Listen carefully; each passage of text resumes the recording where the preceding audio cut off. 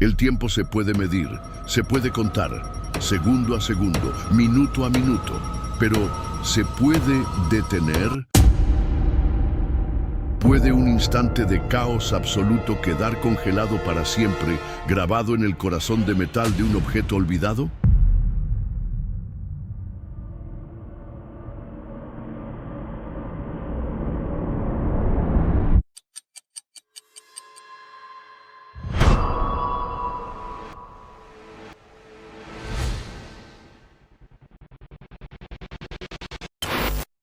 Imaginen un reloj, pequeño, de latón, diseñado para vivir en el bolsillo de un hombre adinerado.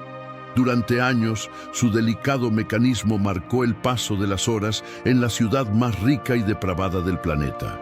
Marcó las horas de festines, de negocios ilícitos, de pecados capitales. Y entonces, una mañana de junio, junto con el corazón de miles de personas, su propio corazón de engranajes se detuvo. No por una falla, no por el descuido de su dueño, se detuvo por la furia de la tierra misma. Y cuando los buzos lo encontraron, casi 300 años después, sepultado en el lodo silencioso del fondo del mar, sus manecillas todavía señalaban la misma hora precisa, las 11:43 de la mañana. Esta no es solo la historia de un desastre natural, es la crónica de un castigo casi bíblico, es el relato del instante exacto en que el mar reclamó para sí a la que fue conocida como la ciudad más malvada del mundo. Port Royal, Jamaica.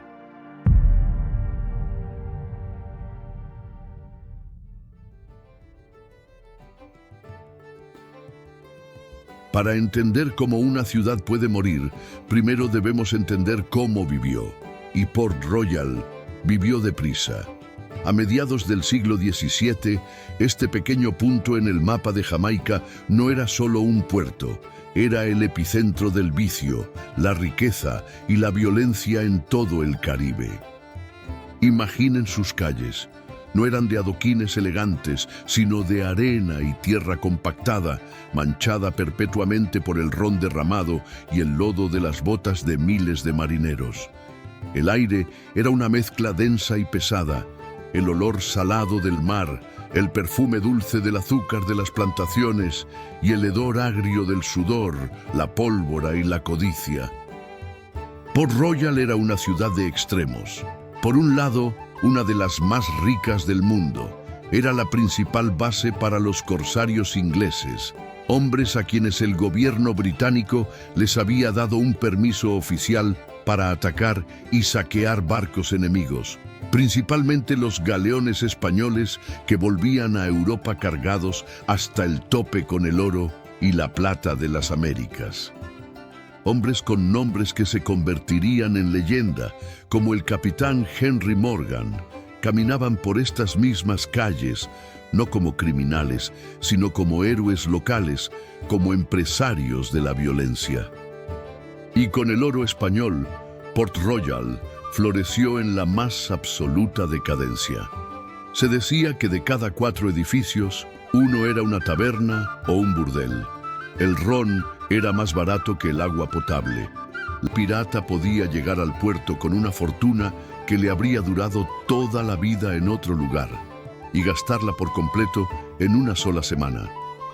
Los cronistas de la época la describían con una mezcla de horror y fascinación. La llamaron la Sodoma del Nuevo Mundo.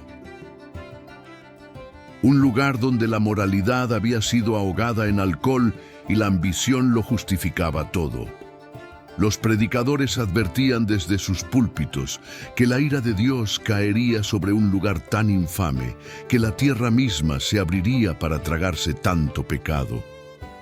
Pero en Port Royal nadie escuchaba. Estaban demasiado ocupados contando su oro. La ciudad, construida peligrosamente sobre un estrecho banco de arena, seguía creciendo, apilando más y más casas de ladrillo sobre una base inestable.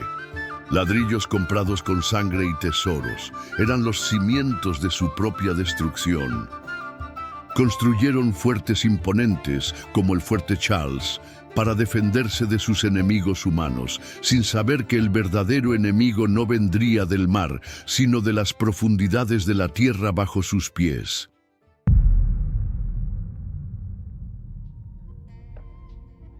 La mañana del 7 de junio de 1692 comenzó como cualquier otra en el paraíso caribeño. El sol brillaba con fuerza, el calor ya era intenso y el puerto bullía de actividad. Los barcos se preparaban para zarpar, los mercaderes abrían sus almacenes y el sonido de la vida llenaba el aire. Poco después de las 11:30, la gente se preparaba para la comida del mediodía. En las tabernas se servían las primeras jarras de ron. En las mansiones de los comerciantes, los sirvientes preparaban las mesas. En el mercado se regateaban los últimos precios. Era una mañana ordinaria en una ciudad extraordinaria. Eran las 11:40 de la mañana. A las 11:41, un primer temblor leve, una vibración extraña, quizás un cañón disparado desde el fuerte. Nadie le dio importancia. A las 11:42 llegó el segundo temblor, más fuerte. Las copas en las mesas tintinearon, los caballos se encabritaron, la gente se detuvo en las calles mirando a su alrededor con una repentina confusión. Y a las 11:43, el infierno se desató en la tierra.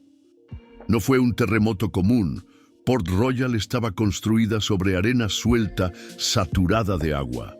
El sismo, que hoy estimamos en una magnitud de 7.5, provocó un fenómeno aterrador, conocido como licuefacción del suelo. La arena sobre la que se asentaba la ciudad se comportó de repente como si fuera agua. El suelo dejó de ser sólido. Imaginen el horror. La tierra firme, la única cosa segura en el mundo, se convirtió en una sopa de lodo movedizo. Las calles se ondularon como si fueran las olas del mar. Las orgullosas casas de ladrillo de varios pisos se partieron, se agrietaron y simplemente se hundieron. Se las tragó la tierra enteras con sus ocupantes dentro. Un testigo presencial, el reverendo Emmanuel Heath, escribiría después: «La tierra se abrió y engulló a multitudes de personas ante mis propios ojos. La gente corría sin rumbo, pero no había a dónde ir.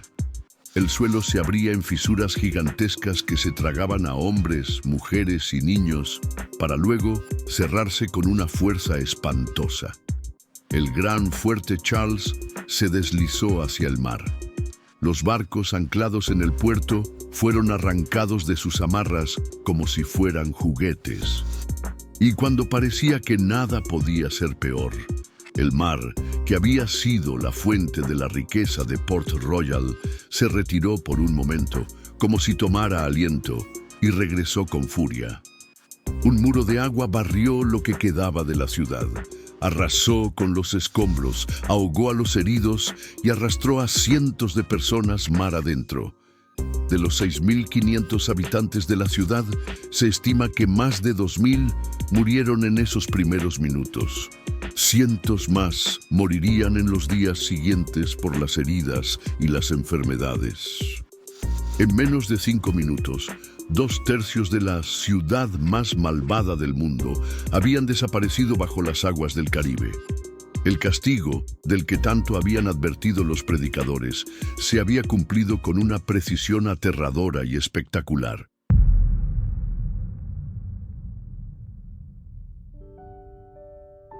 El silencio que siguió al cataclismo debió ser más aterrador que el estruendo. Un silencio roto solo por los gemidos de los heridos y el suave murmullo del mar lamiendo las ruinas de una ciudad que, minutos antes, era el centro del mundo para sus habitantes. Port Royal no se recuperaría jamás. Se convirtió en una leyenda, una Atlántida pirata. Un recordatorio macabro de que la fortuna y la gloria pueden ser borradas en un instante. Durante siglos, la ciudad sumergida descansó en la oscuridad. Las corrientes cubrieron sus calles con arena y sedimentos. Se convirtió en un cementerio submarino, preservado en el abrazo anóxico del lodo. Y luego, a mediados del siglo XX, la tecnología permitió al hombre regresar. Arqueólogos y buzos descendieron a la ciudad fantasma. Lo que encontraron fue extraordinario. No eran solo ruinas, era una cápsula del tiempo. Debido a la rápida inmersión y la falta de oxígeno en el lodo, miles de objetos cotidianos se conservaron con un detalle asombroso. Botellas de vino aún selladas, pipas de arcilla, jarras de cerámica, monedas de plata españolas. La vida cotidiana de 1692, interrumpida en pleno acto. Encontraron edificios enteros de 2 pisos, sepultados verticalmente en el fondo del mar. En una cocina encontraron una olla con los restos de una tortuga, la cena que nunca se sirvió. Pero el descubrimiento más evocador, el más simbólico de todos, fue aquel pequeño objeto recuperado en 1959. Un reloj de bolsillo de latón. Cuando los arqueólogos lo abrieron con sumo cuidado, descubrieron que el impacto del terremoto había detenido su mecanismo. Sus manecillas estaban congeladas, apuntando a una hora precisa. 11:43 de la mañana.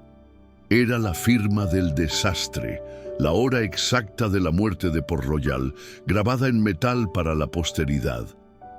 No era una estimación, no era una leyenda, era un hecho, un testimonio silencioso rescatado de las profundidades, confirmando los relatos de los supervivientes. Era la prueba de que, en un abrir y cerrar de ojos, una era entera había llegado a su fin.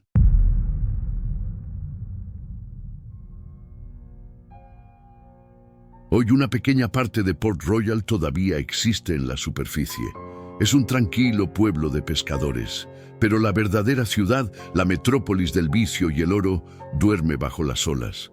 Es uno de los yacimientos arqueológicos submarinos más importantes del mundo, un Pompeya del Caribe. La historia de Port Royal es más que un cuento de piratas y tesoros. Es una alegoría, una lección sobre la arrogancia humana, sobre construir imperios sobre cimientos inestables, tanto literal como moralmente. Fue una ciudad que vivió al límite y murió de la misma forma, violenta y espectacularmente. Quizás los predicadores tenían razón, quizás fue la mano de Dios o quizás fue simplemente la inevitable tectónica de placas. Pero para quienes estudian su historia, la sensación de un juicio final es ineludible. La ciudad que había saqueado los tesoros de la tierra fue finalmente tragada por ella.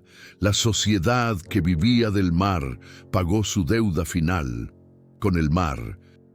Y en el corazón de esa leyenda siempre estará ese pequeño reloj, un objeto que nos recuerda que no importa cuán ricos, poderosos o malvados seamos, el tiempo es el mismo para todos. Y a veces, para una ciudad entera, el tiempo simplemente se acaba.